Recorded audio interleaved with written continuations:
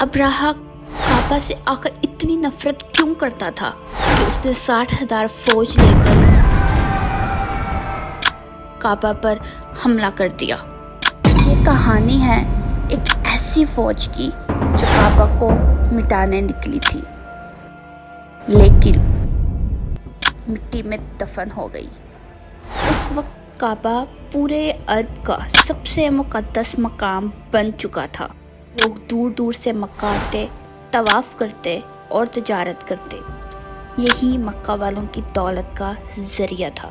یمن کا گورنر ابراہا اس بات سے جلتا تھا۔ اس نے صنعا میں ایک شاندار چرچ بنوایا تاکہ لوگ کعبہ چھوڑ کر وہاں عبادت کرنے آئے، مگر کوئی نہ آیا اور اس کی یہ سازش بھی ناکام ہو گئی۔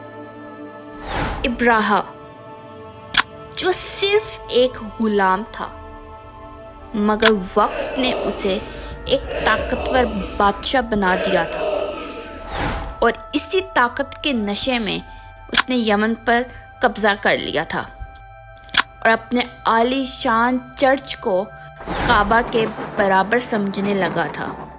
جب سب کچھ ناکام ہوا تو ابراہا نے 60,000 سپاہیوں کے ساتھ کعبہ پر چڑھائی کا فیصلہ کیا۔ ساتھ تھے طاقتور ہاتھی اور نیت تھی کعبہ کو گرانے کی۔ ابراہا جب اپنی ساری فوج لے کر مکہ میں داخل ہوا تو مکہ کے سردار عبد المطلب ابراہا کے سامنے آئے۔ ابراہا ان سے بولا، کیا تمہیں اپنے خدا کے گھر کی فکر نہیں؟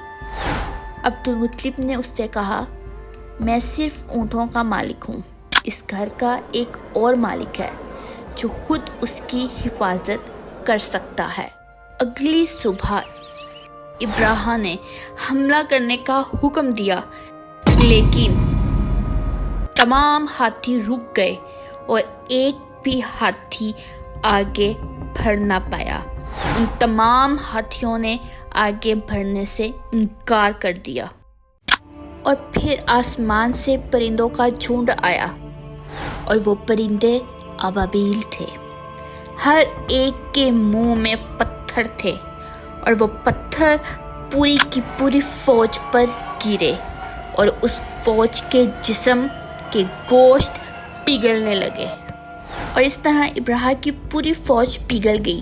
جو بچے وہ بھاگے، اور ابراہا بھی زخمی ہو کر واپس لوٹا، مگر ان سب میں وہ بھی بچ نہ سکا۔ اور یہ تمام واقعہ پوری عرب دنیا میں پھیل گیا۔ قریش کی عزت اور مکہ کی اہمیت کئی گنا بڑھ گئی۔ لوگ اب اور بھی زیادہ مکہ یعنی خانہ کعبہ کے طواف کے لیے آنے لگے۔